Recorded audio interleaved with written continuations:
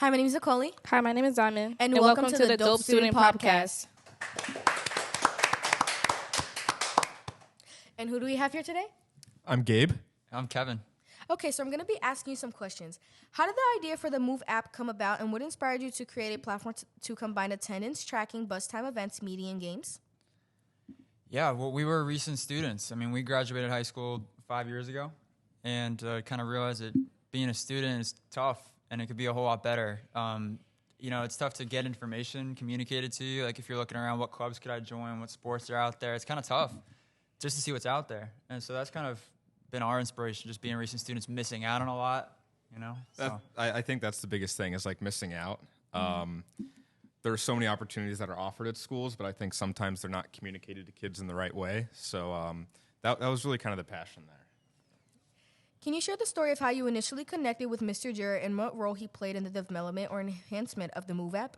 Yeah, that was ISTE 2023. I think we had the dinkiest booth there. There were a bunch of huge corporations like Microsoft. I think Minecraft was there. Just a bunch of different big players, and then there was us in a little small booth. But we knew we had a good product, and Mr. Jarrett came across the dope teacher, and we immediately kind of connected.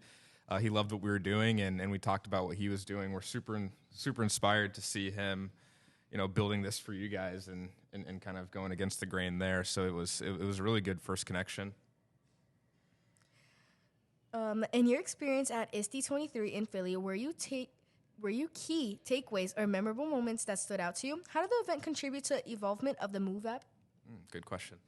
Well, we really did meet some great people. I mean, Mr. Jarrett, one of them, met some other great teachers, and got some great feedback that really told us, hey, you need to have this in the app, and this could be better, and think about this, and maybe design it like this. And so a lot of great teachers that we came across that just gave us awesome feedback. And, being the developers of the thing, it's awesome because we can take that feedback and then put it right into the platform. And so we can make the app better based on what everybody tells us. So it was a great feedback and a great learning session, and also a great client acquisition.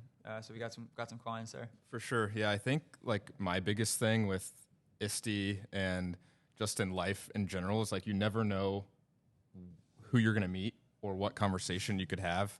Like any conversation could change your life, and so I think like having that mindset at ISTE was huge. And I mean, it's a testament. We're here right now. We met the dope teacher. We met Mr. Jarrett, and it's like it's just crazy. You never know who you're going to meet and who you're going to come across. So you always got to be prepared to what's the word? Be outgoing. I mean, just generally ask questions, be interested in other people, and just see if there's a mutual connection there. Moov app integrates various functionalities like attendance tracking, bus times, event meetings, and games. How do you ensure that the user experience remains seamless and initiative with such diverse features? Yeah, it's good. We're packing a lot in this app, and it is tricky at times to just keep it all going. But it's not just us. We have a team, and so they help out a lot, making sure that everything's working well and that we've got everything working. But that's a big part of it. And development, we've really spent a ton of time making sure that everything is sound before dropping it, before putting it out in the world. So that's what I'd say. Yeah, I think Kevin's big thing that he's kind of hit me on and that I've fully adopted is building something that like people actually want to use. So a lot of what we do is kind of talking to the kids that are going to be using the app every day and like, hey, what would you want to see? Would this matter? Like we had a debate the other day. I was like, we should have like a journal in the app or something like that. But then we talked to the kids and they're like, oh, I probably wouldn't fill it out. So that's not something that we want to add. So it's really just figuring out what the kids want and then kind of adjusting from there. Okay. As the app caters to multiple aspects of school life, how do you prioritize user feedback and incorporation into the ongoing development of the Moov app?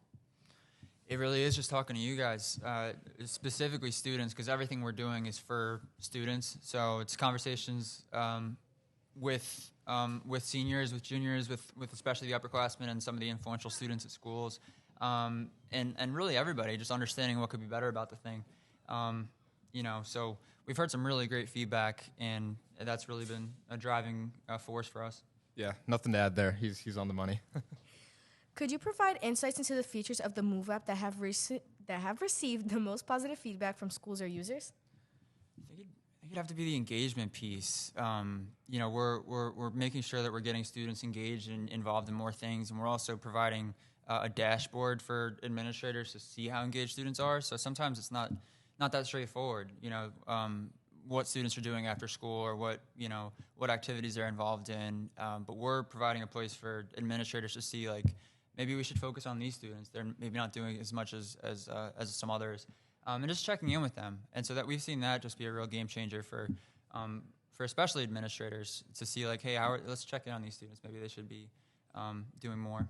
Yeah, I think for me there are kind of two things that really stand out. One is at one of our schools we're working with in Long Island, New York.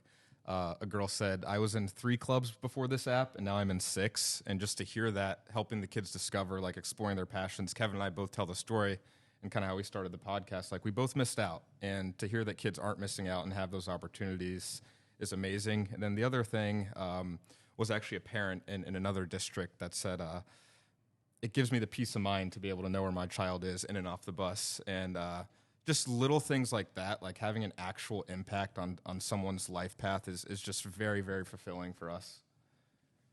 Okay. How has the Moov app positively impacted school communities, and what success stories or testimonials have you received from schools currently using the app? I feel like I'm a question ahead every time. Yeah, you are. I feel like I think so. You want to? Yeah, I think those are some awesome ones from that parent. We had another one that said it was a life-changing app that along the same lines of seeing the bus tracking. Student feedback's been great too. Like that, I think oftentimes students are overlooked by a lot of companies. If you take bus tracking as the one we're talking about, all these apps are geared towards parent apps, parents seeing where the bus is. But I mean, the students are the one outside in the cold, like why don't they have a bus tracking app marketed for them? So that's where we think, hearing students say, hey, bus tracking is one of my favorite features. I think it really is the students. That's where our heart really is just focusing on students. 100%. I think to that point too, like one of our big things is that it shouldn't just be the Friday night football game that has a ton of people there.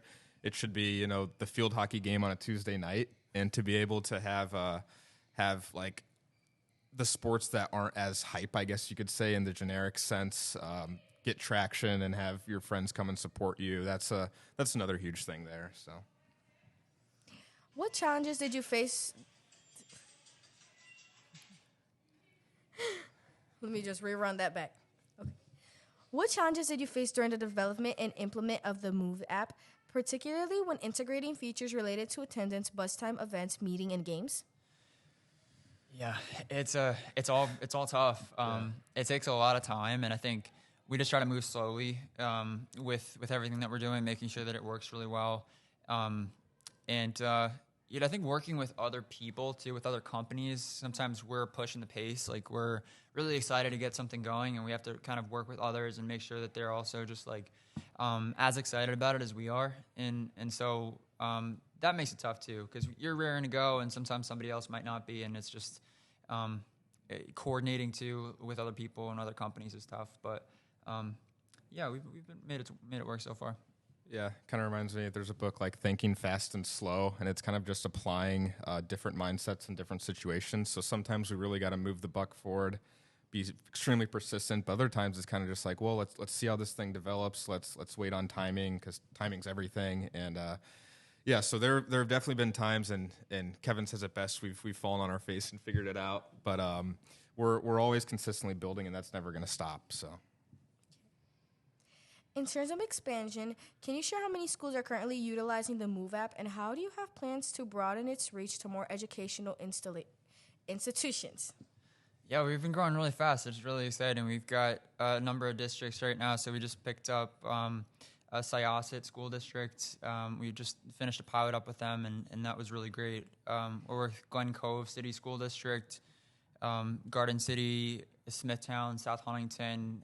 So it's really growing every day, and it's really exciting. Just in the past year, we've been able to pick up all these districts, and we're hoping to really keep going. And then, to the other point of how we're trying to expand, it's really making sure that the product is really great, that we've got something that schools actually really want to use and students are actually using. And so from there, just having word of mouth help us spread it, and just something that people are asking us about. How do we get this thing? Yeah, it's definitely a healthy balance. Like a lot of people will tell you, I'd rather have a small group of people that really love something than like a large group of people that kind of like something. So right now where we're at, we're just making sure that everyone really loves this thing. And that's why Kevin kind of mentions the product side of things. It's like, if that's amazing, people are going to organically come to it. Having something to where like a superintendent's like, this thing has done so much for my district, and they tell another buddy. But as far as kind of, we're also doing the generic sales, outreach and cold outreach and going to conferences like ISTE and different things like that. So we're super excited there.